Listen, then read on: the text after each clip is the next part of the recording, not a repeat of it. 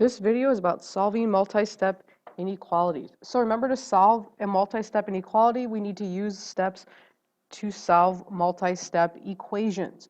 So our first step is we need to distribute if needed. So what that means is if there's parentheses in our problem, we need to distribute. So seeing that there's parentheses here, we're going to distribute the -5.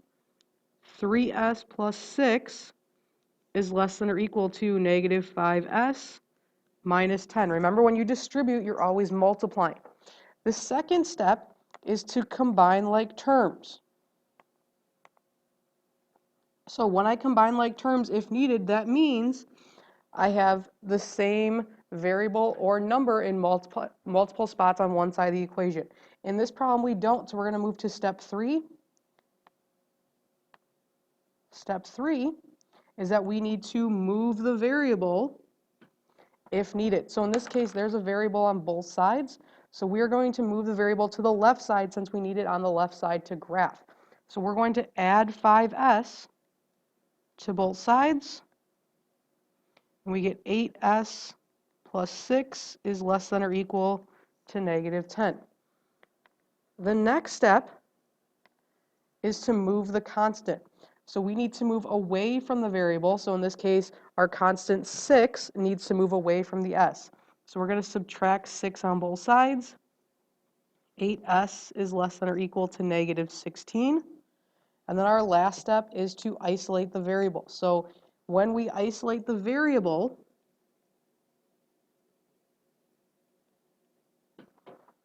that means we need to either multiply or divide. In this case, it's 8s, which is multiplication, so the inverse is to divide.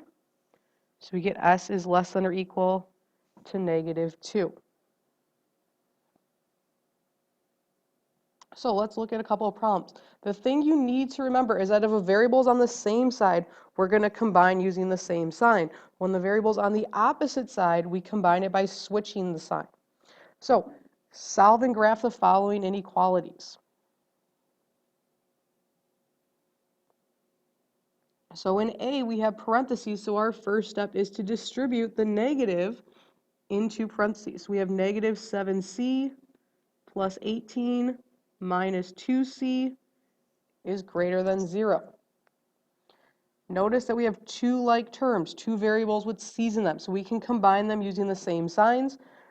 So -7c minus 2c gets us 9c plus 18 is greater than 0. The variable's already on one side, so then the next step is to move the constant away from it. So we're going to subtract 18 because it was plus 18. So we now get -9c is greater than -18. In order to get 18 by itself, or to get, c by itself, we're going to divide 18 by the number in front of c. Notice you are dividing by a negative number. When you divide by a negative number, you must flip your symbol. So it's now c is less than 2. So when I go to graph it, I'm going to put 2 on my number line. There's no bar underneath, which means it gets an open circle, and it's pointing to the left, so I'm going to shade to the left.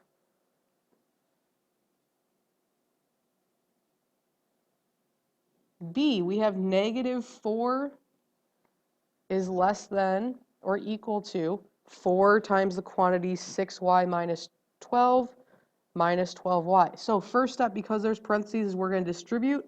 -4 is less than or equal to 24y minus 48 minus 12y. Notice again we have two variables with the same sign, with the same variable, which is y. So we're going to keep our signs. 24y minus 12y, so we get -4 is less than or equal to, this gets us 12y when I combine them, minus 48. Next step is to move the constant away from the y. So it was -48, we're going to add 48 to both sides. So when I add, I get 44 is less than or equal to 12 over y.